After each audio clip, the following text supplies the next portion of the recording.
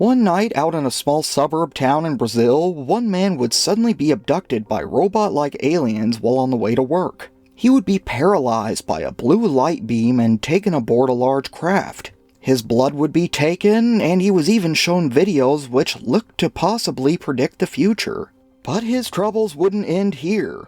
He would be released back onto the street before soon being taken to the hospital after becoming violently ill during a bizarre episode at work.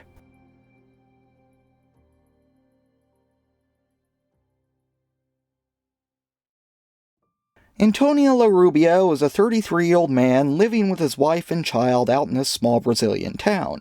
Described as a good-looking, muscular man, Antonio had a ringing voice, blue eyes, chestnut hair, and was quite tanned. He would support his beautiful wife and small son with his full-time bus driver position, appearing to have a quite well-balanced life. On September 29, 1977, just like any other day, he prepared a thermos full of coffee, got dressed, grabbed his things, and left the house at about 2:15 a.m. At this time, Pacencia wasn't exactly fully developed. Many of the bus drivers lived quite a ways away from the company garage, so they would have another bus drive around and pick them all up one at a time before their shift. But Antonio lived on a rough, very rain-eroded dirt road that a bus could not get down, so he would simply walk to the nearby paved roads to be picked up at about 2:35 a.m. Although this area was a bit dangerous, he didn't feel worried as he walked, as the town was nearly deserted at this early hour. Just a couple of blocks down the road, he crossed a street and was nearing a field that a lot of the kids would play soccer in. But he would come to see something so strange he would be frozen in his tracks in shock and awe. Right there in front of him, he would see a huge, dull lead-covered object resting in the middle of the field. This odd, hat-shaped thing took up almost the entire area and was nearly 200 feet across. The object was a disc shape with a wider brim on the bottom and a taller dome section towards the middle. The lowest part was about 10 feet tall, while the dome part stretched to over 30 feet in height.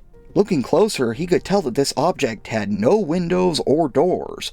Antonio later said, "I had not believed in flying saucers, but this was one, no doubt." He then decided that he better just turn around and go back home, but he wouldn't end up making it very far.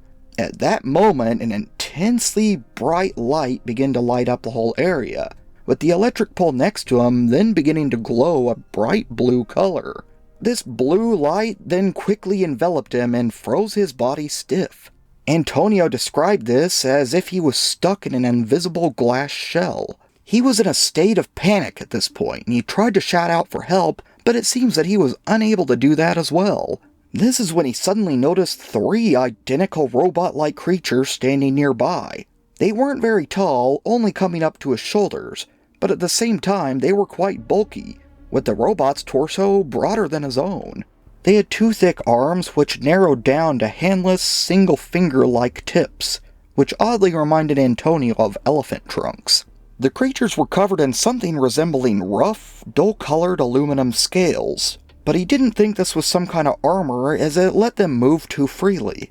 At first he thought that each robot was sitting on something, but he quickly noticed that this was actually part of their body. The single leg or trunk of this creature was round at the very bottom. It strongly resembled stools that he had often seen aboard boats. They wore metal helmets that were rugby-shaped. Where it was broadest, there was a band cut into mirror-like sections. A thinner piece stuck out of the top, extending above his head, looking to be some kind of antenna in the shape of a spoon. From these mirrors, a blue light began to flash out in dim and bright patterns, and seemed to have some sort of hypnotic effect on him as he began to feel oddly at ease. One of these robots had something that looked like a syringe at the end of its arm. It then pointed it towards Antonio, and then towards the large object in the field. Then, without feeling anything at all, the robots and Antonio all began to float in the direction of the disc. He then saw 2 of the little robot men grabbing him before feeling some kind of tremor and appearing in a strange corridor that was white aluminum in appearance. He knew that they had then entered the ship, but he had no idea how they had gotten there so quickly. He would now come to realize that some parts of the interior further down the hallway was somewhat transparent, allowing him to clearly see through the sides of the craft. He was now aware that they were up in the air, and it appeared that they were flying from the south to north. But only after a moment, another bright blue light would flash, with Antonio now appearing in a large but empty circular-shaped hall. A deep blue light came down from the ceiling, which ran down the walls, becoming lighter and blending with the white aluminum color. He now noticed that the room was full of these robot men, with dozens on each side of him. With their strange stool-like legs, it almost looked like a bunch of school children sitting down and getting ready for some kind of lesson. With a bit of panic now returning to him, he forced himself to shout, "What do you want? Who are you?" Right then, to Antonio's surprise, all of the robots tumbled over to the floor. This gave him the impression that his voice had somehow caused this reaction. The light grew to a blinding intensity, and the creatures once again began to rise up. Now, as if all the oxygen in the room had disappeared, he suddenly found himself unable to breathe as well. The room was completely silent at this point, with the creatures not even making any sound as they moved around. As he fought for a good breath, he noticed something, though. The strange metal men could faintly be heard breathing just fine. Antonio attempted to shout at them again, but at this moment, every robot being lifted their appendage to the spoon antenna and began to hold them in place. Soon the antenna began to spin at an incredible speed before the light once again grew brighter. As it dimmed back down, he would come to see an odd piano-like object had now appeared in the room. However, it was more box-like in shape and stood on just two pole legs at about chest height. There were also something like antennas jutting out from each side, and it had a small metal plate on the top. One of the beings then took something off of its belt and placed it onto this metal plate. Antonio now noticed that this robot was the only one in the room with what looked to be a tool belt on. On closer inspection, he saw syringes of different sizes hanging from the belt as well. The robot would take off one of these syringes and then somehow interacted with the piano-like object before pressing a key. This would cause a video to appear on the wall next to Antonio. It seemed that they were trying to show him several different concepts, grabbing a new syringe and changing the video every few moments. The very first thing he would see would be himself, appearing to be lying face down on an invisible table. He was swinging his arms and legs around while two of the robots appeared to be examining him. Antonio later said, "I watched myself on that screen. I was naked and they were studying me." One was shining a blue light at his chest, while another looked to be examining his head. Everything in the scene was covered in that same deep blue light that had paralyzed him before. It then flashed to Antonio, now alone but still naked, with it looking like he was breathing kind of heavy. The next one would finally show him dressed and looked to be a view of him walking down the street with bags of groceries. But his teeth were chattering and he had a nervous look to him. He also noticed that he was oddly swinging his free arm and was moving his mouth without any words coming out. Then he was shown a horse drawing a cart over a dirt road, but he couldn't tell where this was supposed to be. It then showed a ragged man wearing no shoes, a torn shirt, and a straw hat. Antonio guessed that this must have been the owner of that horse cart, but didn't know what else to make of this. The video switched again, and now Antonio saw himself, but now with a brightly lit orange ball beside him. Then he saw a brightly lit blue ball, with one of the robot entities standing next to that. Next, he would be shown arguably one of the most bizarre clips in all of the videos, with this one leaving a pretty strange impression on him. He could see a big dog slobbering at the mouth, barking towards one of these creatures. It was clearly angry and trying to get at the robot, but was unable to do so. The dog barked 4 or 5 more times before the entity in the video oddly began to melt into a grayish substance similar to porridge. Then he was shown the same video, but before the dog could finish barking, the robot in the projection pulled out a syringe apparatus and shot a bright blue light towards it. To Antonio's horror, the dog turned blue and started to melt from top to bottom, turning into the same porridge-like substance. Antonio didn't think that it was a laser necessarily, but maybe some other kind of focused light. He was very shocked to see all of this happen and believes that the dog must have died. After a moment, he was shown a new scene, which appeared to be some kind of factory of theirs. It was all made of that same white aluminum material and was overall spotless. The factory was so large that it stretched further than he could even see. There were millions of these robots moving around as well, and they looked to be constructing UFOs. There were 3 rows of them visible in different stages of completion. He could see UFO skeletons on the far left and nearly finished craft on the far right. This whole time, the robots looked to be working on them without any kind of tools, only using their strange appendages. The video then abruptly changes, showing what looks to be a worn-down Japanese train running through parts of Brazil. It looked old and had no windows, but seemed to be just any other train when looking at the other details.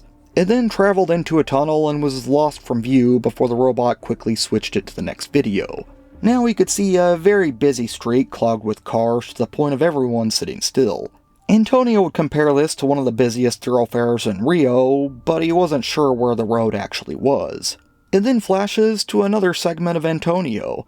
Now smoke appeared to be coming out of his back, with a sudden rush of pain and heat running over him in the exact same area as he watched it. It seems that he was shown one more video after this, but for quite a while he refused to say what it actually depicted. Now during one of these last few videos, the same robot would approach him, taking another syringe from the belt and attaching it to his left arm. The syringe started to rotate, soon spinning so fast that he couldn't follow it with his eyes. The syringe was then pointed towards him, and against his will, his right arm began to float upwards. It was then stuck into his middle finger, but he didn't feel any pain, not even a prick. The clear syringe began to fill with his blood, which in color stood out strongly against the white and blue in the room. Once it was completely full, it was removed without even leaving a mark.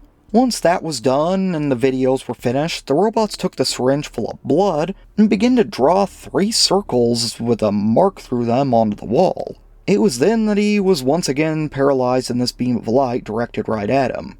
Antonio later said, "It looked as if they wanted to roast me alive. That beam of light turned me red, burning like fire." Then, just as he had entered the craft, he was suddenly back out of it, onto the street again, standing next to the railway. One robot was standing next to him, and as he looked up, he could see a balloon-like object floating up into the sky before disappearing. As he looked back down, the strange entity had also vanished. He couldn't remember how he had gotten there, and wasn't sure exactly where he was at. Strangely, he noticed that all of his belongings that he had dropped back in the field were now at his side. He checked his watch, but it had stopped working, with Antonio saying, "I get up every morning at 2, brush my teeth, clean up, and leave at about 2:15 or 2:20. On that Thursday morning, it must have been 2:20, for that is the hour that my watch stopped."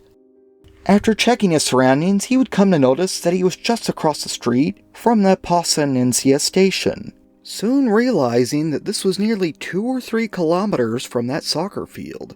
He crossed the street, asking a man walking by what time it was. He was told that it was around 2:50 a.m. before the man quickly rushed off. Antonio, now aware of his location and of the time, suddenly remembers that he has to get to work, and he makes his way over to a nearby pickup spot for other bus drivers. He's able to catch the 3:10 ride and somehow actually makes it to work on time. He was still a bit anxious after his encounter and his body had aches all over, but he decided to go ahead with his shift. His vision would darken now and again, but other than that he seemed alright and he went on his life as normal, not planning to tell anyone about what had actually happened to him. He worked the next day as well, but started to feel ill as the day went on. He went home and went straight to bed before becoming quite sick later on in the night. He began to have constant diarrhea, which was said to only be interrupted by frequent spells of vomiting. This is when he finally decided to tell his wife why he thought he was sick, explaining the entire encounter to her. Later on that night, his body started to burn all over. His wife, trying to alleviate some of this, rubbed alcohol all over him, which seemed to help a little bit and he was able to get some rest. Added on to all this, he started to suffer from bad headaches as well, and this caused him to miss work the next 2 days as well. With his symptoms only getting worse, he went into work Monday just to tell them that he needed to quit this job. At this point, he was having difficulty breathing and was also beginning to itch and burn all over his body. It became so insufferable that he began to strip his clothes and scratch himself in front of the other employees. They all began to run over and try to help him, with him telling them that it felt like he had been thrown into a pot of scalding water. One employee began to hose him down, but it didn't seem to be helping.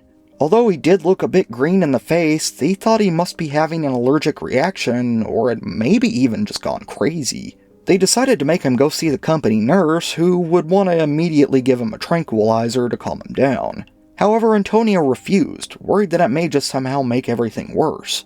This nurse would soon discover that he was running a high fever with a temperature of around 107 degrees Fahrenheit. She would check it a couple hours later, finding that it had dropped, only to find that it had raised back up again later on. At this time, Antonio was still refusing all medications, afraid of any reactions it may have with whatever happened to him in the flying saucer. He tried to explain the encounter with the UFO, but that just made everyone think he really had lost it. They would actually end up tying him down to his bed with ropes and calling an ambulance. He was taken to the Rocha Faria Hospital, where he would be looked at by Dr. David Nell, who specialized in psychological conditions. Although not aware of any details, Dr. Nell could tell something was odd, telling the newspapers, "I cannot say anything yet, but the patient is very nervous. Clinically, his state was rather strange as his temperature was so variable. Psychologically speaking, his state is disastrous." The doctor then decided to run some more tests and keep Antonio there for some observation.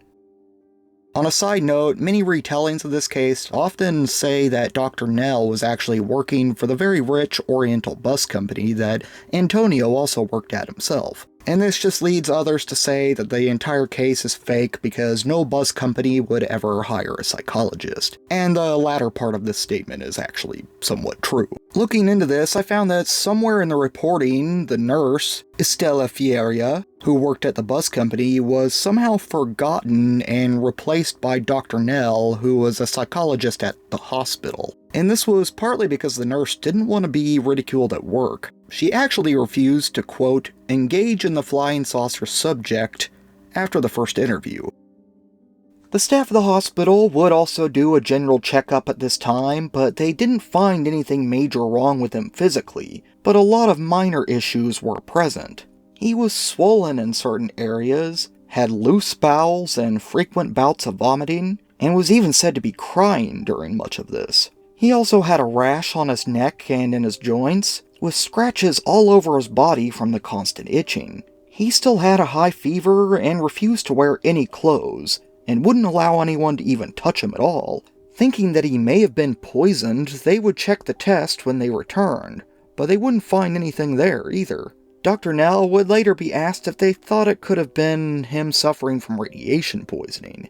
They didn't believe so, but admitted that they didn't have the equipment to test for that. Unsure of what was exactly wrong with him, she tried to avoid the topic of his abduction for the moment and just tried to keep his spirits up. After performing some psychological tests, such as the Rorschach test, Dr. Nell would become satisfied that Antonio didn't seem to be at risk of going mad. Soon, they would convince him to put his clothes back on, and he seemed to be a little bit less nervous overall. But now he was drinking profusely, as if dying from thirst, and he still complained that the inside of his mouth burned. Dr. Nell, deciding that he was now calm enough to talk to, soon heard the whole story of the strange robot creatures and the huge UFO. Antonio would also explain that he felt that the burning sensation was worse where the blue lights kept getting shined on him. Although they didn't say it out loud, many could tell that this encounter was very interesting to Dr. Nell, and it seems that it would be pretty interesting to other doctors as well. It's said that after a doctor from Brazil's equivalent of workers' comp came out to see Antonio, this doctor was convinced that the case was serious and very worthy of being studied. Soon after, another 6 doctors who had heard about it from the first would come out to visit with Antonio as well. Antonio would say, "If it hadn't been for the pain, which was excruciating, at the hospital, I would never upon my life have told anyone of what had happened to me." Soon, one of the main reporters on this case, Irene Granci, would come out to try to speak with him. But unfortunately for her, Antonio was sick of visitors, and tired of telling the same story. He refused to see her at all that day, but said he would try to meet up with her sometime in the future. With a family to keep up on, as well as a sick mother, Antonio soon left the hospital. Miss Gruncy would speak to the staff, with Dr. Nell saying that she felt that he was overall a normal man and actually quite intelligent. In the end, she just felt sorry for him. Another doctor would add that a temperature that high could have been fatal, and he was surprised to see him leave the hospital so quickly. Miss Gruncy, wanting to visit his house a few days after he was released, traveled for some time down those rain-washed roads, only to find that he wasn't home. His neighbor would tell her that Antonio was staying with his in-laws in the nearby town of Pacencia, where she had actually just traveled from. Before turning all the way back around, she decided to stop by the field where he had seen the craft. She was surprised by how large the area was, but couldn't see any depressions in the grass at first glance. Although there wasn't much else around to see, she would notice some high-capacity power lines, which she says often appear nearby other encounter areas. But before she could take a good look at everything, she noticed a group of older kids. This part of town was known to have quite a bit of crime at this time, so when she caught the attention of a group of unfriendly-looking youngsters, she decided to just get back in the car and keep driving. On October 8th, she was finally arriving at the mother-in-law's apartment, which was located above a bakery. Antonio's family members answered the door and persuaded him to come to the door as well. He approached, but wouldn't let her in, insisting on speaking with Miss Gruncy in the corridor. At first, he thought she was just another reporter from the newspaper and didn't want anything to do with her. Upon finding out that she was actually a teacher that investigated UFOs and alien encounters, he eased up a little bit and began to speak more comfortably with her. Miss Gruncy wanted to tape record the whole conversation, but Antonio refused. She even tried to record it in secret, but was caught pretty quickly, commenting that he did indeed seem very observant and quick-witted. Although Antonio's wife knew much about what was going on, he didn't want her to hear everything that he was about to tell her. He was afraid of the ridicule he might face if he went back to his old job and was now living off of income from odd work he does around this part of town. He was not happy with this situation, and he was trying to get another job driving somewhere else. Miss Gruncy would then have him point out the closest match to a UFO on a picture lineup before asking him more about the robot creatures in his hospital visit. At this point, he became a bit frustrated and told her just to read the newspaper reports again, as he was tired of repeating the same story. He then told her that he feels empty at times and wants to forget everything that happened. He wants the rashes and lesions to be cured as well. At this time, he was still very thirsty and was chain-smoking from all of the stress. She tried to get a bit more information out of him, but kept getting shut down with pure silence. He said that he would meet up with her again another time when he felt better, and he would tell her the whole story beginning to finish. And it seems that Antonio would keep his word. Almost a month after his encounter, on October 18th, he would once again decide to meet up with Miss Gruncy. That day, Antonio and his brother unexpectedly showed up to her office, completely ready for an interview and ready to be recorded. And this is actually where majority of the info for this case actually comes from. She recorded him for over 40 minutes, while reporting that it seems that even now he still felt a burning sensation on and off. He also couldn't get rid of the floating feeling from his encounter, with Antonio stating that it feels like he's walking through thick clouds. Antonio would continue saying that he felt fine before and while he was on the ship, and really only started to get sick after he was put back out onto the street. He tells her that even now he's still undergoing general recovery treatment and is still taking a number of different vitamins. He's also trying to gain some weight, as he lost more than 10 pounds during all of this. Although he doesn't necessarily dream of this encounter, he does still occasionally drift off and relives the entire event in his mind because of the pure shock. Overall, this time he was much more polite and upfront with Miss Gruncy. Antonio even explained that he needed a lot of rest nowadays, and most nights he's back to that agitated state. At this point, he was a little less nervous and had slowed down on the smoking. He would then tell her the entire story, with Miss Gruncy finding the most interesting part to be the projections that Antonio described to be possible future predictions. He would then tell her most of what he saw, but he still didn't want to give the details of one of the scenes towards the end, as he was worried that it may still come true. He would just explain that it had to do with him dirtying his clothes. Antonio would tell her that he had also gone back to that field at a later date as well, but also hadn't found any traces. It had been a couple of weeks since then, so he wasn't sure if the evidence was gone or if the craft had only been hovering that whole time. He would find one more person living near the field that was said to have seen the UFO that same night, but that man also happened to be a bit of a drunk and was therefore pretty unreliable as a witness. In the end, Miss Gruncy didn't even feel like a lie detector test would even be necessary, as he seemed to be truly suffering and was obviously sincere. She would end her report with the statement, "But we are ready to criticize the fact that an honest, hard-working husband and father should be made to face an attack from the unknown, and nobody, where it matters, does a thing about it. Antonio, one more extraterrestrial guinea pig."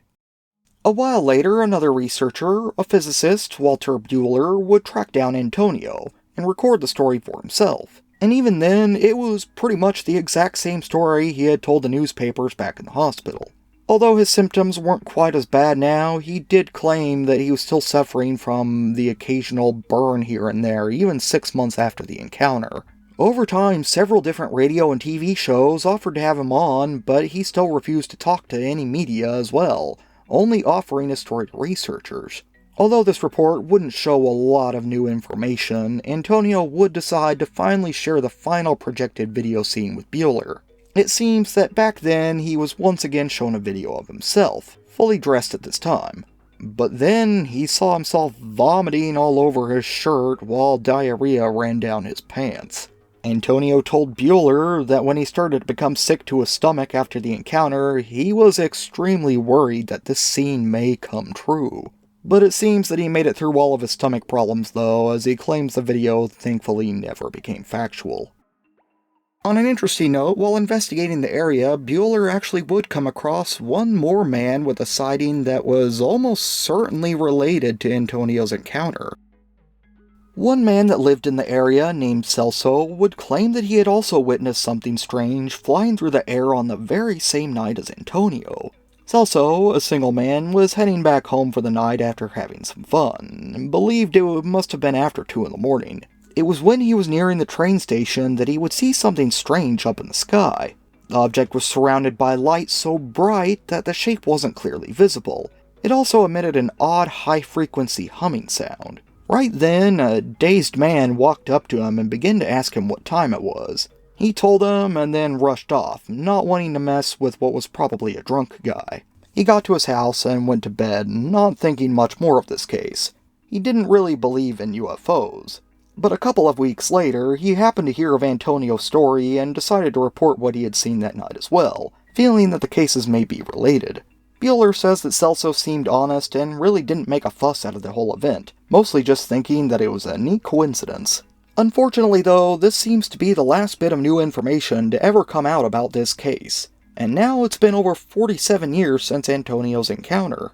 Although there are some that say that he's still alive and doing well, there hasn't actually been much proof of this. He never seemed interested in making any money off of this encounter and really didn't talk about it publicly throughout the rest of his life. Now, many point out that this story is the perfect example of how not all aliens are out to help, and some will do whatever they want to us. Even to this day, many ufologists speculate on what the robots wanted to communicate to us with those images. The simplest message to take out of all this would seem to be, if we harm them, they will harm us back. But what did the other videos mean? That there are as many of them as there are as us, and that they're capable of making spacecraft? That they can predict the future, but we cannot predict theirs? What messages exactly were these aliens trying to convey?